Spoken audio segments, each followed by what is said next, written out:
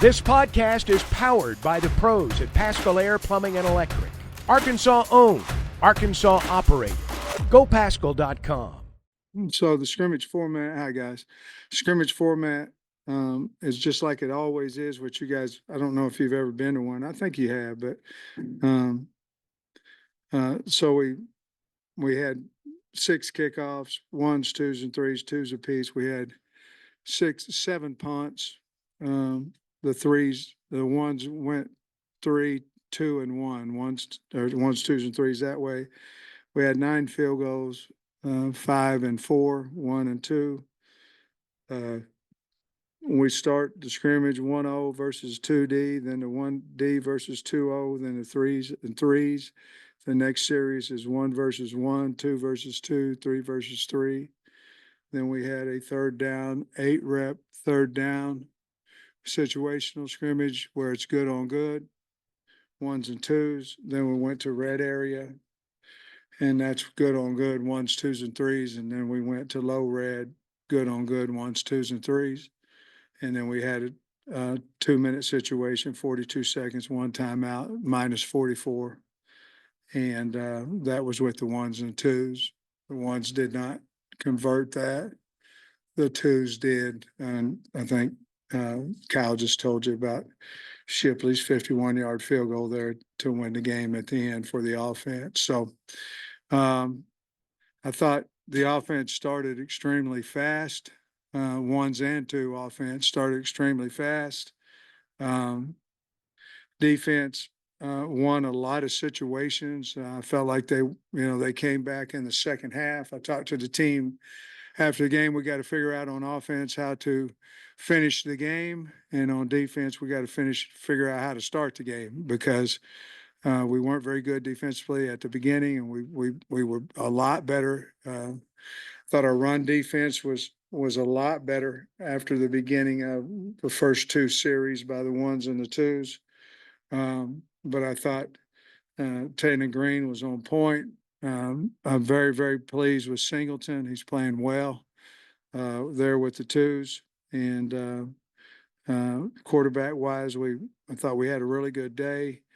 And they've got great leadership of the team, of the offense. And so to be honest with you, is very few penalties. I don't think the offense had but an illegal procedure until late in the scrimmage. I think the first one there was with the threes. Very clean there. We had about 3 PIs defensively, which in this, I don't want to make a mountain out of a molehill. We'll have to get it better, but you're talking about first team, second team, and third team playing. So overall, I thought our penalties were good. We had SEC officials, ones that have done 4 of our games, their entire crew here. So that really, really is going to help us. We're 3 weeks out from today, and that's really going to help us with those officials. And I told them to call it just like they see it.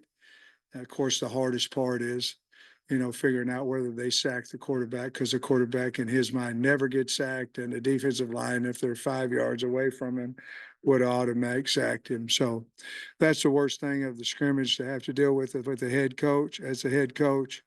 But I thought we got a lot done, and I was very, very pleased. And I think we pretty much came out injury free from what I know right now, guys. I didn't see anybody going over the sidelines with an injury. So that was a great day.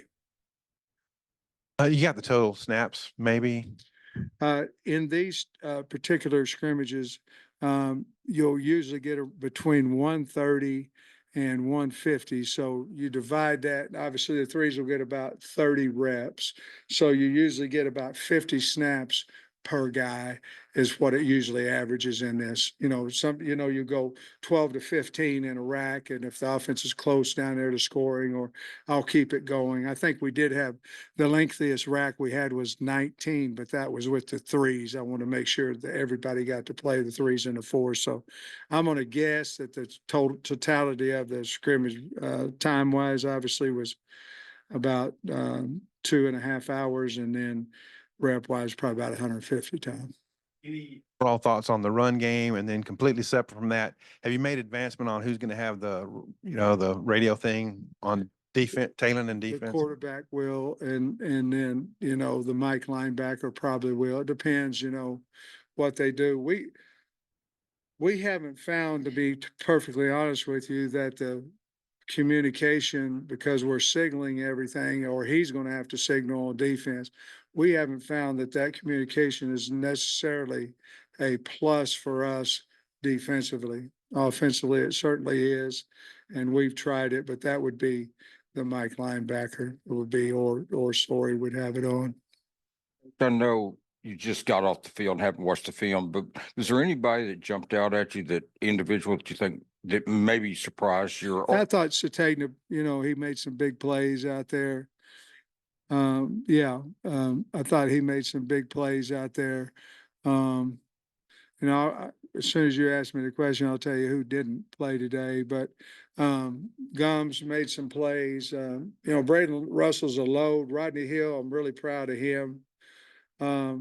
Again, at the beginning of the scrimmage, you know, you could say the offensive line was really doing well, and then situational, and towards the end, you could say the defensive line linebackers were, you know, when we tried to run the ball later in the scrimmage, couldn't. Defense really did a nice job when we were trying to run it early. But if you're just talking about people, you know, Jaden Johnson stuck out to me. Our linebacker core stuck out to me. Obviously, Landon Jackson, you know, Cam's a little beat up in the hip, Cam Ball, but Landon Jackson's really, really good player. I mean, and Keevy Rose made a lot of plays today, just off the top of my head. Yesterday, that Kiwi's really coming on pretty strong. Is he making a case to possibly push for that other tackle spot? Absolutely. No doubt about it. You know, we're really pleased with those four, you know, those inside guys. You know, Ian Griffard made a really good play, first play. I think, didn't we run it the first play of the game? I think, no, we play action, threw it to Satagna for about 50 or 30 or 40, whatever it was.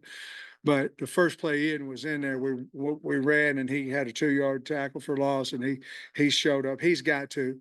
I'm really pleased with all our guys and effort and all that, but we got to find the fourth inside D tackle. We got to find the fourth defensive end. I mean, that's what we've got to do.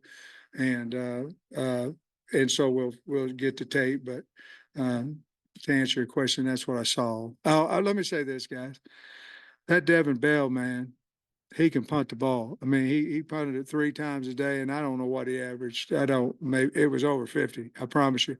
And every one of them was a fair catch. I mean, the guy, well, one of them he kicked out of bounds, but it was 50-something yards out of bounds. And then the other 2 were fair catch. He's had a phenomenal camp. Anybody get held out or limited today? Yeah, I can just go down. I was anticipating this. Pat Kuda's got a back, so we're resting it. We've rested it for a few days. We feel like we'll get him back. I'm not positive. It may be another week. It may be another week and a half, but we feel good that we're going to get him back. Joffrey Brown, we held him today. That was us. You know, he's had some knee surgeries and things, and we've been holding him some in practice as well. So that was a neat deal. Luke Brown is going to have a trim on his cartilage that he had worked on before. So that was 2 days ago. John Hill, Luke has, Anton Junekaj, and Marquise Robinson are out with concussions, and they've all been out different times. So depending on when they get back, I think Anton was the first one, so I anticipate him being back this coming week. Cuddy would be, or Marquise would be the next one, and then Luke's was just recent, and John Hills was just recent.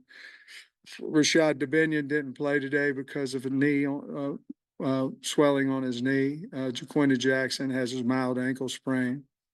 Tyrone Broden, we didn't play him today from turf toe. I imagine some of these guys will be back tomorrow, but we just held them today. Dylan has a back. He'll probably be back tomorrow as well. Jaheim Singletary's got a hamstring, and Vito's got a pull growing muscle. Obviously, we know he's a kicker, so we held him. I don't have any. The longest one that I think is going to be out is Luke Brown, because he's going to have to be out for a couple of weeks. But the rest of these guys will be back. You know, I think if we forced half of that group to play today, I think they could have. Did I miss Armstrong? Yeah. Armstrong's got a slight hamstring too. I think they could have played if we pushed them. You know, when I was in high school, I had a hamstring and I had a groin, and I don't know if I'd have got out of the way of that damn guy hit me in front of my knee or not, but we didn't play anybody today. We're trying to get better today, and we felt like as a staff that it'd be better to hold these kids, get them back healthy.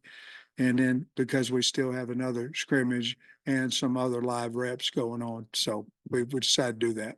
It doesn't sound like many long-term injuries, but None of these guys are long term. I'm not worried about any of those guys. And I'll be honest with you, Trey, sometimes in these first scrimmages, you can hold guys a little bit if they're a little not bumped, but if they're, you know, there's some ligament problems that could magnify because of the portal. You got to look at guys, and it's really good. You know, you don't want to put a guy in that's a 2 that you're looking at it the first time against the ones in a live situation. So we looked at it as much as we could as a positive, and I felt like we came out of the scrimmage that way. you mentioned Braylon just a little bit. What has he Yeah. done that you have been impressed with, and what do you think his ceiling is maybe this year? Well, he's going to help us. I mean, he's going to be in the rotation. He's going to help us. He's a good player. He's a hard runner, but he's also faster than what you might think. And he's got a bad to the bone stiff arm. I mean, he's really good with that. And his consistency of hitting the hole hard is what he's got to improve on. And he knows that. He won't be disappointed that I said that. He knows that if he does that, he's going to become a really, really good football player, really good back. We heard the kicking statistics, but just after we've talked a lot about them struggling to kick in the stadium, do you feel like that's gotten better? Man, you know, 8 for 9 today from different places on the field, different. I'm so proud of those guys. I'm proud of Shipley now. I mean, he struggled, you know, last year, not anytime, just in the scrimmages, you know, but to come in there and hit a 51-yarder when the game's on the line today was big. And obviously Kyle, right? Kyle had, told you about the other ones, and none of them were we had one extra point, but then I just kept moving. I moved it everywhere because I know they can make extra point. I wanted to see if they could make other distances, and was really proud of all those guys. They you know, competition in anything really helps. And that's what we have. And it's been really, really fun to watch. You said Malachi has been playing well. Just where do you feel like the competition's at with him and KJ? Well, I mean, Malachi's definitely the 2 right now. I mean, there's no, you know, KJ and Boda are fighting it out there to continue to move up on the depth chart. But Malachi's played. I mean, you'll have to ask Taylor about that because he sees him in a different light than I do because he knows it's all his reads and all that. But I tell you what, he's throwing the ball well. He's getting the ball out of his hand, and he's a terrific runner as well. 2 guys at practice that we've seen bouncing in different positions, Anthony Switzer and Addison Nichols. Did you bounce them around today? I know Addison maybe has been with some guys missing out. You moved him to guard, but you know, what did you see from them and where did they primarily play today? Guard, he played. Addison primarily played guard. And you asked about Switzer. Switzer played both. He played hog and he played inside, and played with the 1s and played with the 2s. The other day, you know, open field tackle, he's just trying to kill everybody, you know, and I felt like he did a much better job today in space getting guys on the ground. And you know, with Tyrone and Andrew out today, who other than Isaiah, which receivers maybe impressed you? And Taylor, Dozier, that's right. Dozier made some big catches. He catch a couple touchdowns, maybe. Made some big catches in there, and 82. Monte Harrison caught some balls today, and turned up and ran pretty well with it. And of course, who was the one that come wide open on a busted play? Monte, that was him. But he also made a couple stop routes and turned the ball up and made some plays there. He's going to help us. he's a good kid, good young man. Hey, Sam, there was a story yesterday you were quoted about saying you were in favor of these injury reports if they were, mandatory and uniform. What are the benefits of it? Well, I think, some of it is guys, you guys, if a kid's out, okay, and you just say he's out, for me, if I say he's out and that's it, then sometimes, and y'all get frustrated with it because you want to know why he's out. Sometimes I don't want to tell you why he's out, and you understand what I'm saying. Sometimes it's disciplinary reasons. Sometimes it's a death in the family. There's sometimes, you know what I mean? And sometimes he's injured, you know what I mean? So to me, I'm for it because, out is just out, and then you go from there. So, and I think the NFL does it that way. And so, I'm for it. And I think it will help, especially with quarterback situations, you can't say, well, I don't know. I mean, if he's out, he's out, and you've got to say it, so I'm all for it. And I'm all for it because there's sometimes even guys legality why we can't talk about why we're not playing a kid, and it just makes it to me a lot more cut and dry, a lot more easier, a lot easier on me to not worry about getting sued or something too. And then I've got a question for you about Talon. I know he's sitting right here next to me, but what did you think you were getting from Talon, and what did you get? Not what we got, to be perfectly honest with you. I knew he could throw the ball. I knew that he was fast. I didn't know the kid. The kid is more valuable than the athleticism, to be perfectly honest with you. And I tell you, I don't want to put words in his mouth, but he's not a running quarterback. He can run. He's a thrower, but he can run now. And guys that have his athletic ability a lot of times get categorized as a running quarterback. This guy's a quarterback that if you break down now, he's gonna take off, he's gonna hurt you. And but I think it's the culture, the leadership, and we got Sori sitting in here too. It's the culture and the leadership and the value that they bring. You'll never hear either one of them complain. They know that is vampire energy. They don't want that. They're tremendous team guys. But to answer your question, no, I had no idea what we were going to get in him that we've got. No idea. I don't know that you can, but it's been very, very special. Going back to Nichols, how y'all have been bouncing him and Wiggins kind of back and forth between center and guard. Have you determined like maybe Nichols is better at guard when Wiggins is at center, or is that still kind of like a work in progress, kind of figuring that I out? think if we started right now, fair question. I think if we started right now, it would be Nichols at guard and Wiggins at center. And Monte Harrison, his name keeps getting brought up this fall. Has it surprised you at all that he's been able to come right in after 10 years away from football? Not if you really look at his body, his athletic ability, and even you go back to his high school tape. Again, you got to look at the kid after that. I mean, talent. That's what's frustrating about talented kids. If they can't get the job done because they're talented, then there's something going on up here that's keeping them off of the field, whether it's work ethic, whether it's attitude, whether it's whatever.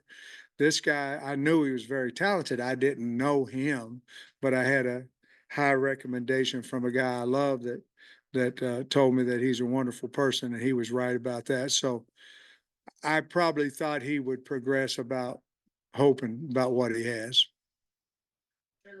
You about this yet, but just with the rule change that removed the limit on the number of coaches you can have, basically, just do you have plans for staff changes with that? How has that kind of changed practice? But not right now because the rule changed, right when we had our staff. Maybe in the future you look at some other opportunities there.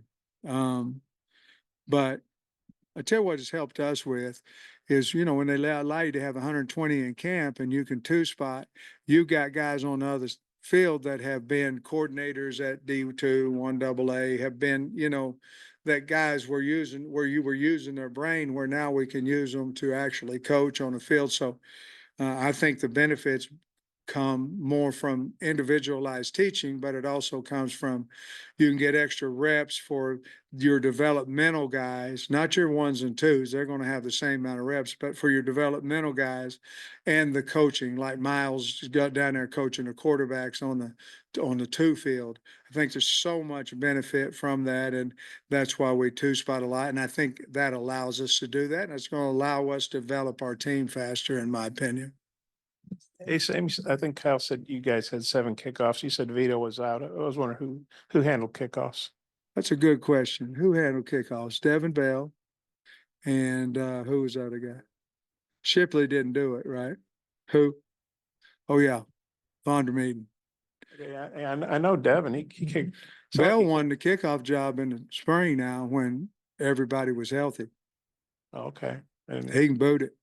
And then now it's a little different, but I was talking to Chris Buckham yesterday, said he really appreciated, I guess, you and Charlie Williams getting Roger Stone, his thrower, into pro day. He said you don't just get to walk off the street into that, but he's probably going to do track. Did you? I know you're focused. Can you believe that? I just wonder if you knew what he The did. freaking Olympics in the discus